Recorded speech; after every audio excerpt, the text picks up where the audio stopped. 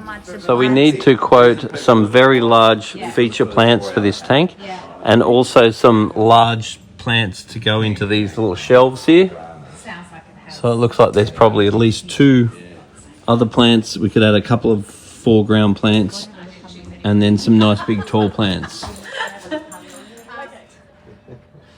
We'll just do 11:30. Do we need to do something else, or is everything done? I think everything's done, and this is pretty interesting. So, So here's a custom-made gravel cleaner that we made, and what that's doing is just sucking all of the waste through the gravel. So therefore, when you're doing a water change, it actually pulls all of the crap out of the gravel instead of taking the good water off the water column. Because if you change the water and you take the water off the top, you're just taking the good water off the top. So what this is doing is getting right down to the bottom, just like a big vacuum cleaner. It's working really well. And it's just sucking out all of the garbage out of the gravel and giving it nice and clean. Yeah, well, that's good because Saratogas are usually very flighty. No, but the fact that you've trained that one into not being flighty is great. So I'm the only one that does this, and I'm a bit out there with him, I suppose, because I work with him more than anyone. But I target him to my hand. Yeah, beautiful. So he touches my hand and then gets. And what are you feeding him? He gets earthworms are his favourite for training. Yep. He gets we use Hakari fish food, which is what the zoo's using now for everyone else. So we do that for everyone, but he gets special things. So does he eat the curry? Not always. Ready? All good. Sweet. Alright, so just stir it up. And net it all out. Okay, so I don't need this in the water really. No, leave the bucket out floating. Let's leave the bucket out floating. Yeah. And then just net it all out and chuck all the crap in there. And once you've got that lot out, then start scrubbing and do the same thing. And tell me when the bucket needs replacing. Otherwise, you'll drop the bucket into the tank and you have to do it all again. We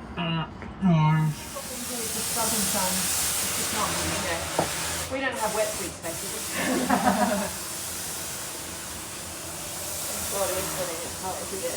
Yeah, no, she was the one that sent me up. She's like, there's people in our fish tank, go and have a look.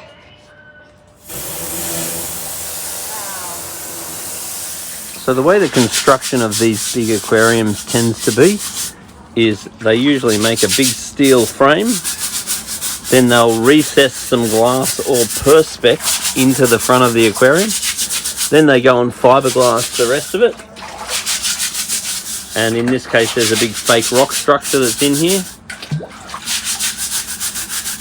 and in this case all the filtration goes down into a filter room underneath here. But that's the basic construction of a large aquarium. Big steel frame. It's amazing. So this fish here is a big Saratoga, and it's actually a really stressy, flighty, jumpy fish. But this one is unbelievably calm. It is hand trained though. So for such a flighty, jumpy fish to be so relaxed with this buffet in the tank is actually quite amazing. I was expecting it to be jumping out and all sorts of stuff. Now that I said that, it'll probably jump out. It seems good.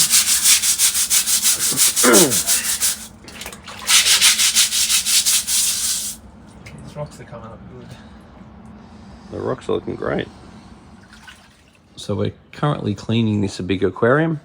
So what we've done is pushed all the ornaments to this side, and we've got all the fish in at this end of the tank. So they're all nice and divided via a bit of a decoration structure. Then once we've finished cleaning this side, then we'll move the decorations to that side. Then we'll coach the fish that way. Then we'll just have this little barrier here. Let us clean that side and just try to do this with minimal stress to the fish. And we are very impressed with this Saratoga. How relaxed he is amazing for a Saratoga. They're normally very flighty, very jumpy fish.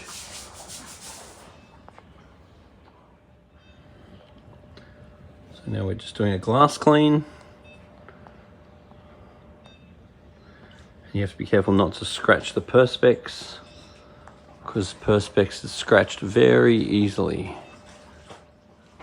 So now I'm going to test up the water and see what the water quality is like in this tank to compare it with their regular tests. Now, every time that we do something on this tank, whether it be clean the algae off the back wall, or gravel clean, or clean the glass, you stop every now and then and net out all the big particles,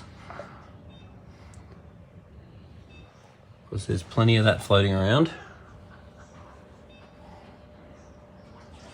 Now, one of the things that I absolutely love about these JBL test cases is that I get my water samples here, and then I set up my water tests. I do all my tests within this.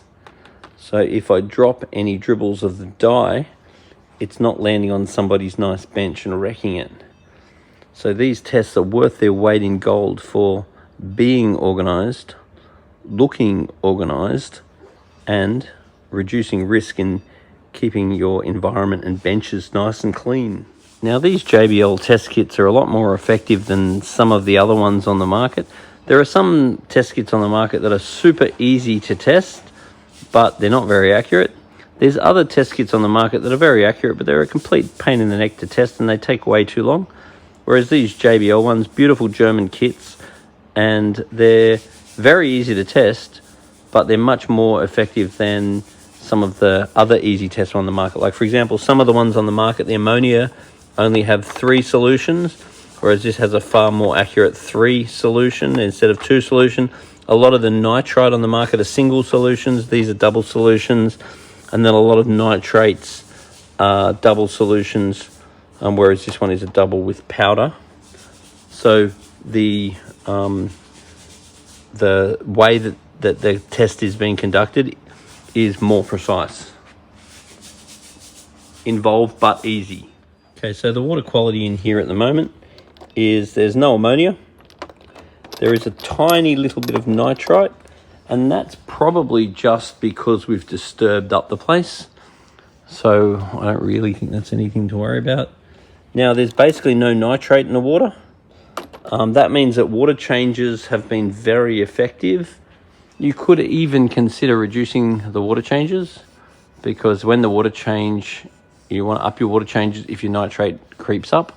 But if your nitrate's near zero, that means you could consider doing less water changes if you wanted to. Now, the pH is good. It's fairly alkaline. Now, my concern is that the KH was near zero. Now, that's not the end of the world, but if the KH actually gets to zero, that affects your biological functions and all sorts of problems, buffering capacity and all the rest of it. So I would like to see the KH go up. Now, to make the KH go up, we've got a couple of options. One is we could just put a bit of coral bone into the filter or even into the display. Or there are various KH buffer products that you could use to raise the KH of the water. This is not urgent, but it's definitely something I would just look into, because if it got to zero, it would become a problem.